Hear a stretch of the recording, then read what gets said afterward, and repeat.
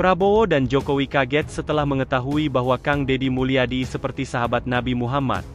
Dan yang lebih mengejutkan lagi, hari ini ada 3 berita terbaru dan terupdate tentang Kang Deddy Mulyadi.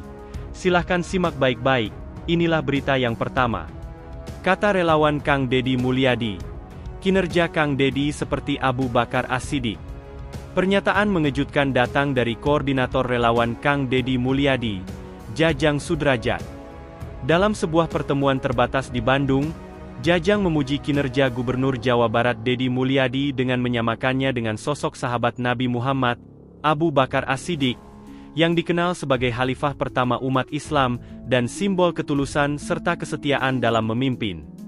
Relawan Kang Deddy Mulyadi melihat Kang Deddy bukan hanya sebagai pemimpin daerah, tetapi sebagai figur yang punya jiwa pengabdian tulus, mirip Abu Bakar As-Siddiq, kata Jajang dalam pernyataan kepada wartawan. Menurut Jajang, Deddy Mulyadi telah menunjukkan dedikasi luar biasa dalam mengurus rakyat Jawa Barat.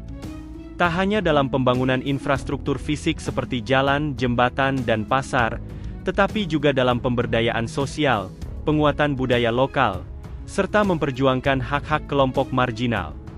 Kang Deddy itu kalau sudah berjanji, pasti ditepati. Kalau sudah komitmen, habis-habisan buat rakyat, ujarnya. Mengapa sosok Abu Bakar As-Siddiq dijadikan perbandingan? Menurut Jajang, Abu Bakar dikenal sebagai pemimpin yang lembut tetapi tegas, selalu mengutamakan kemaslahatan umat, tidak silau harta atau kekuasaan, dan rela berkorban untuk umat Islam. Sifat seperti ini yang kami lihat ada di Kang Deddy.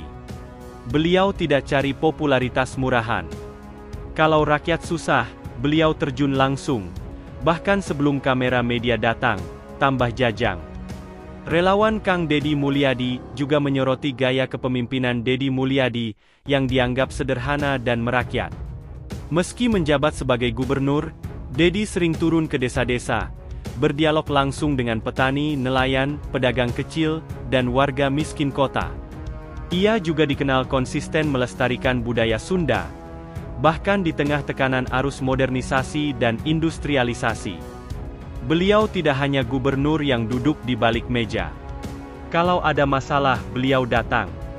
Kalau ada warga yang butuh perhatian, beliau hadir. Ini bukan pencitraan, ini tabiat asli beliau, tegas Jajang. Meski mendapat pujian dari relawannya, Deddy Mulyadi bukan tanpa kritik. Beberapa pihak menilai pendekatannya yang terkesan populis, tidak selalu dibarengi kebijakan yang terukur secara teknokratis. Isu penataan perkotaan, pengendalian banjir, dan industrialisasi kawasan utara Jawa Barat masih menyisakan pekerjaan rumah besar. Namun, bagi relawan Kang Deddy Mulyadi, kritik adalah bagian dari dinamika politik yang harus dihadapi. Mereka menilai keberanian Deddy melawan arus kepentingan elit justru menunjukkan karakter khas pemimpin besar.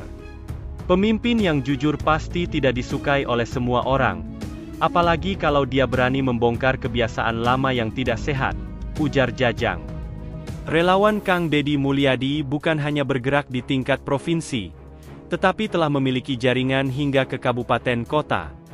Jajang mengungkapkan, dukungan untuk Deddy tidak hanya datang dari kalangan relawan formal, tetapi juga masyarakat adat, kelompok pemuda, komunitas lingkungan, hingga pesantren-pesantren kecil di pelosok. Kami tidak bicara soal kekuasaan saja. Kami ingin memastikan bahwa visi Kang Deddy untuk Jawa Barat terus berlanjut, bahkan kalau nanti beliau melangkah ke level nasional, ungkapnya. Saat ditanya apakah ini sinyal dukungan untuk Pilpres 2029, Jajang hanya tersenyum dan berkata, terlalu dini bicara itu, tapi kami siap jika rakyat memanggil. Deddy Mulyadi selama ini dikenal sebagai figur politik yang tidak pernah takut mengambil langkah berbeda.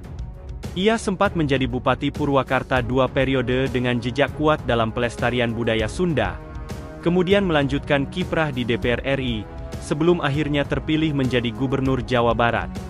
Relawan Kang Deddy Mulyadi meyakini bahwa Deddy membawa spirit pengabdian yang langka di antara elit politik saat ini. Mereka berharap masyarakat bisa melihat dan mendukung pemimpin yang berani, jujur, dan tulus bekerja. Kami hanya berharap Kang Dedi terus diberikan kesehatan dan kekuatan, agar bisa menuntaskan pengabdiannya untuk rakyat, seperti Abu Bakar As-Siddiq menuntaskan amanah umat. Tutup jajang. Itulah berita yang pertama. Sekarang Mimin akan bacakan berita yang kedua. Sadar Jawa Barat jadi pusat perhatian.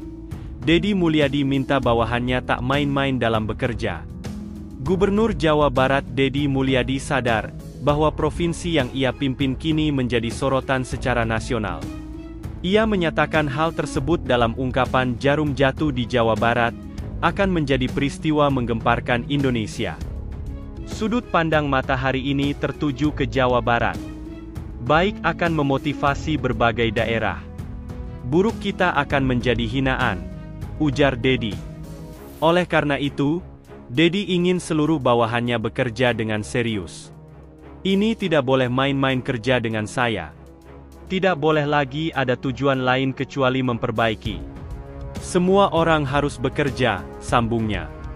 Komentar Dedi merujuk pada aturan jam malam bagi siswa yang rencananya mulai berlaku pada 1 Juni 2025. Ia tak ingin ada kejadian buruk menimpa siswa di atas jam 9 malam.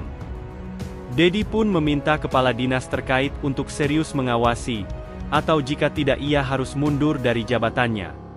Nanti saya tidak mau dengar ada kejadian atau peristiwa di atas jam 9 malam menimpa anak pelajar SMA di Jawa Barat. Kalau ini terjadi kepala dinas harus mundur, pungkas Dedi. Itulah berita yang kedua. Sekarang Mimin akan bacakan berita yang ketiga. Tak cuma dangkal, Rocky Gerung kritik lagi barak militer ala Dedi Mulyadi. Kata Rocky, usul yang agak konyol. Pengamat politik Rocky Gerung lagi-lagi melayangkan kritik kepada Gubernur Jawa Barat, Dedi Mulyadi terkait gebrakan barunya membuat barak militer untuk siswa nakal. Setelah menyebut program tersebut dangkal, Rocky Gerung kembali menambahkan kritiknya. Menurut Rocky, program tersebut menunjukkan ketidakmampuan berpikir para pemimpin, sehingga menghasilkan usul yang konyol.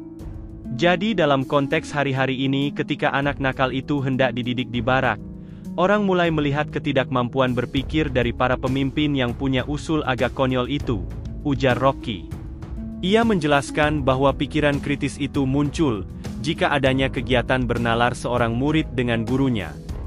Jadi, anak didik itu harus dari awal dinyatakan sebagai teman berpikir oleh gurunya, sehingga sang anak juga menganggap gurunya teman berpikir, katanya.